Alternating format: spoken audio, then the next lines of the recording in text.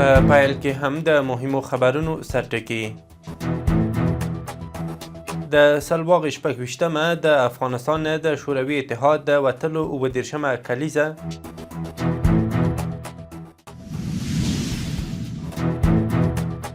له خلکو سره په ښه چلند د کورنیو چارو د وزیر ټینګار.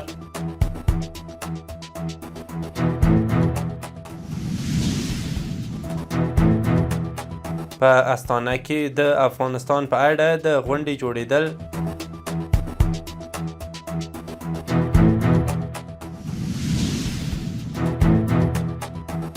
او پر ایران برید ته د امریکا چمتووالی.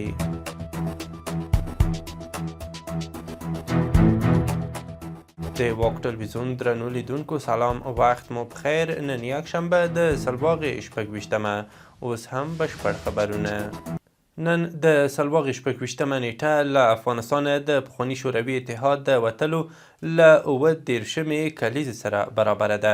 که څه هم چې په افغانستان کې د پخواني شوروي اتحاد څه باندې 9 کلن حضور د دغه اتحاد د ړنګېدو لامل شو، خو په دغو جګړو کې نږدې 2 میلیونه افغانان ووژل شول او زرګونه نور ټپیان شول. په دې جګړه کې د پخواني شوروي 14,000 پوځیان هم ووژل شول او له بلې خوا دا جګړه له سیاسي او مالي پلوه شوروي اتحاد ته له زیانه ډکه تمامه شوه. پر افغانستان د سره پوځ یرغل له هماغه پیله د ملګرو ملتونو له غبرګون سره مخ شو. د 1958 کال په سلواغ میاشت کې د دغه سازمان د عمومي اسامبلۍ په پریکړه لیک کې له افغانستان د دغو پوځیانو پر ژر وتلو ټینګار وشو. 30 کاله وړاندې د 1968 کال د سلواغې پر شپږ-ویشتمه د وخت د شوروي اتحاد لښکرو د افغانستان او ازبکستان له سرحدي پولې واوښتل او په افغانستان کې خپله څه باندې 9 کلن حضور پای ته ورساوه. خو تر هغې وروسته په افغانستان کې کورنۍ جګړې پیل شوې. د اسلامي امارت د سلواغ شپږ-ویشتمې له افغانستان د پخواني شوروي ځواکونو د وتلو د 29مې کلیزې په مناسبت په خپره شوې اعلامیه کې ویلي چې بهرني لوري باید له تاریخ عبرت واخلي. په اعلامیه کې راغلي چې شوروي ځواکونه له نږدې 10 کلنې جګړې وروسته د ماتې سره مخ او د حیرتان بندر له لارې له افغانستان وتلو ته اړ شول. اسلامي امارت دا ورځ د افغانانو د جهاد او قربانیو د بریا نښه بللې. ویلي دي چې هیواد خپله خپلواکي ساتلې ده. اعلامیه کې راغلي چې افغانان باید د هر ډول توطیو پر وړاندې بیداره پاتې شي او خپل اسلامي وحدت وساتي. همدارنګه له بهرنیو لورو غوښتنه شوې چې د افغانستان د ازادۍ او حریت پر ضد ګام پورته نه کړي. بلخوا د ملي دفاع وزیر مولوي محمد یعقوب مجاهد د سلواغ شپږ-ویشتمې په مناسبت جوړو شوو مراسمو کې ګاونډي د سیمې او نړۍ هیوادونو ته په خطاب کې ویلي چې افغانستان کې شته نظام د هغوی پر وړاندې بدې ارادې نه لري او هیڅکله به اجازه ورنه کړي چې له افغان خاورې چاته ګواښ پېښ شي. نوموړي ټینګار کړی چې په دې برخه کې د نورو مرستې او همکارۍ ته اړتیا نشته، یوازې دا چې ستونزې رامنځته نه کړي، پلمه ونه لټوي او په بېلابېلو نومونو د افغانستان د بدنامولو هڅه ونه کړي. مجاهد په خپلو خبرو کې ویلي چې داسې تاریخ باید پرېږدو چې راتلونکي نسلونه راباندې وویاړي. همدارنګه د ریاست الوزرا اداري مرستیال مولوي عبدالسلام حنفي د سلواغ شپږ-ویشتمې په مناسبت جوړو شوو مراسمو کې ویلي چې یووالی او اتحاد د اسلامي نظام د دوام تضمین کوي. نوموړي زیاته کړې که ملت متحد پاتې شي اوسنی اسلامي نظام به هیڅکله کمزوری نشي. حنفي د افغانانو ترمنځ د یووالي پر پیاوړتیا ټینګار کړی دی. هغه ویلي چې د افغانانو فطرت اشغال او د بهرنیو یرغل نه مني. هغه ویلي چې د کډوالۍ کړاوونه او سختۍ وزغملې خو له مبارزې لاس وانخیست. د کورنیو چارو وزیر خلیفه سراج الدین حقانی د پولیسو بنسټیز مسلکي کورس شپږمې دورې د فراغت مراسمو کې ویلي هغه افسران چې د اسلامي عقیدې او مسلکي روزنې په روحیه سمبال دي، کولی شي ولس ته ارزښتمن خدمتونه وړاندې کړي. نوموړي د امنیت ټینګښت، د جرمونو د مخنیوي او د نظام د پیاوړتیا په برخه کې د پولیسو رول مهم بللی او زیاته کړې ده چې د پولیسو مسلکي کېدل د ټول هیواد د ثبات لپاره بنسټیز ارزښت لري. هغه د هیواد امنیت او ثبات د سیمې او نړۍ لپاره مهم بللی او ویلي دي چې نړیوال او ګاونډي هیوادونه باید د دې بهیر ملاتړ او د دوام په برخه کې همکاري وکړي. حقانی له پولیسو وغوښتل چې خلکو سره نیک چلند او د قانون تطبیق په برخه کې د ولسي خدمت اصول په خپلو چارو کې مراعات کړي څو د خلکو باور او همکاري لا پیاوړې شي. ټاکل شوي چې د افغانستان په چارو کې د ښکېلو هیوادونو د ځانګړو استازو د تماس ډلې غونډه سبا د دوشنبې په ورځ د قزاقستان په پلازمینه استانه کې ترسره شي.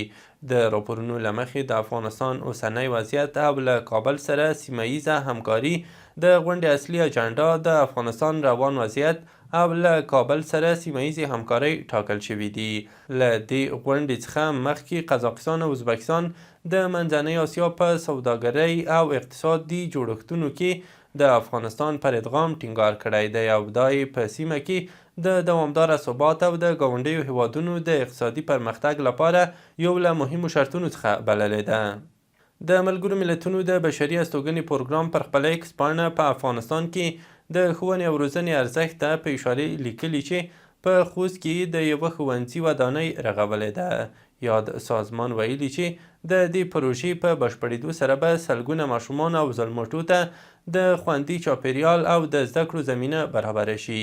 د ملګرو ملتونو دغه بنسټ زیاته کړې چې دا ښوونځی د افغانستان د ځانګړي وجهي صندوق په ملاتړ جوړ شوی دی. له دې وړاندې د ملګرو ملتونو له ماشومانو د ملاتړ صندوق یا یونیسف راپور ورکړی و چې د افغانستان ښوونیز سیستم له ګڼو ننګونو سره مخ دی او څه باندې 90% 10 کلن ماشومان یو ساده متن هم نشي لوستلی.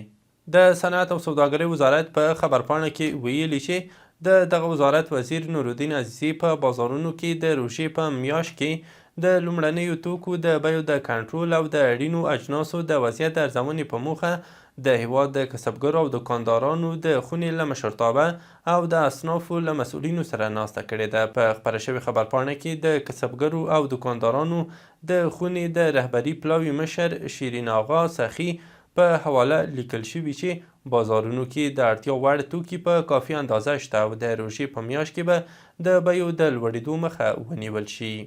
د ایران په مشهد کې د افغانستان سرکونسل نور محمد متوکل په دغه هیواد کې له میشتو یو شمېر افغان سوداګرو او اقتصادي فعالانو سره کتلي دي.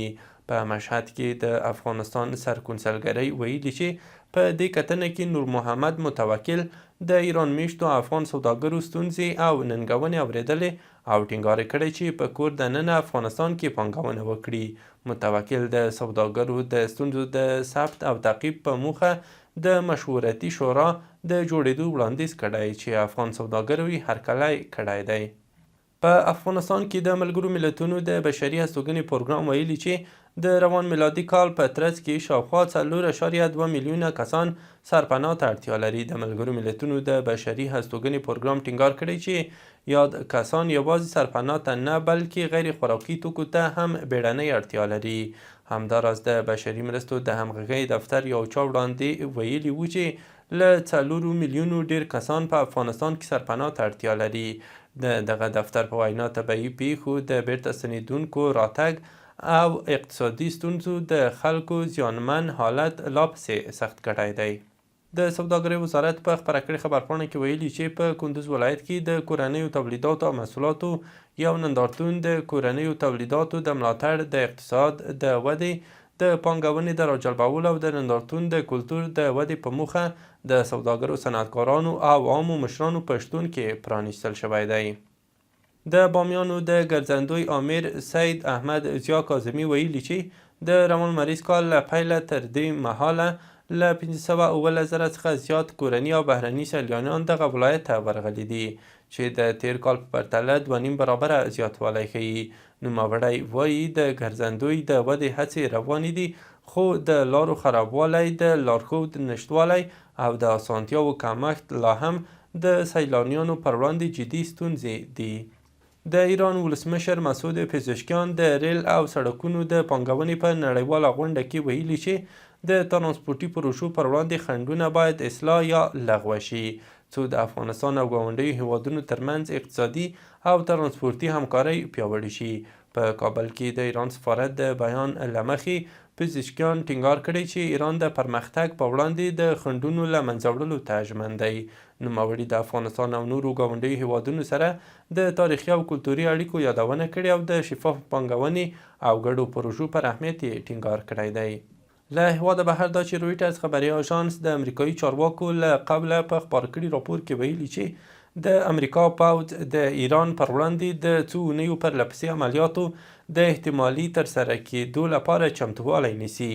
امریکایي چارواکو ویلي چې پینټاګون منځني ختیځ ته بله د الوتکو لیږدونکې بیړۍ استولې او زرګونه نور ځواکونه به له جنګي الوتکو، رهبري کیدونکو توغندیو، سمبال بیړیو او نورو پوځي تجهیزاتو سره چې د برید او دفاع وړتیا لري سیمې ته واستول شي. د پاکستان په سند ایالت کې د یوې ترافیکي پیښې له امله 11 تنه مړه شوي او 12 تنه نور ټپیان دي.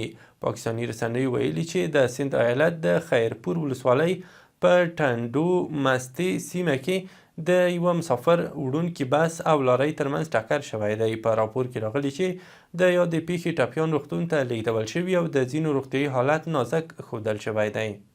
او وروستی خبر مو همدا چې 5 اروپایي هیوادونو بریټانیا، سویډن، فرانسې، آلمان او هالند د مونیخ امنیتي ناستې په څنډه کې په یوې ګډې بیانیې کې روسیه تورنه کړې چې د اپوزیسیون مشر الکسي ناولني په 2024 زیږدیز کال کې له زهري توکو څخه په ګټې اخیستنې د زندان دننه مسمومولو سره وژلی دی.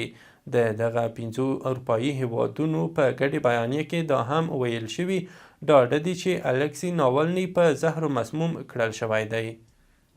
له ملتیا او لیدلو مننه. وروستي او مهم خبرونه مو همدومره وو.